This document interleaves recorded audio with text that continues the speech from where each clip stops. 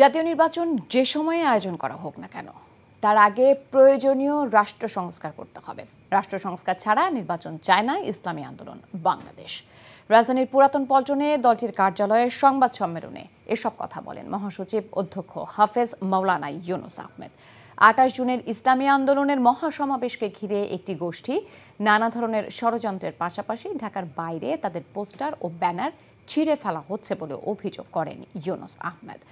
প্রয়োজনীয় রাষ্ট্র সংস্কার, পিআর পদ্ধতিতে নির্বাচন ও গণহত্যার বিচারের দাবিতে আয়োজিত এই মহাসমাবেশে সব রাজনৈতিক দলের নেতাসহ বিভিন্ন ইসলামিক স্কলাররা অংশ নেবেন বলেও জানান ইসলামী আন্দোলনের মহাসচিব। প্রয়োজনীয় সংস্কার শেষেই একটা সুষ্ঠু, নিরপেক্ষ, ক্রেডিবল একটা নির্বাচন হতে হবে।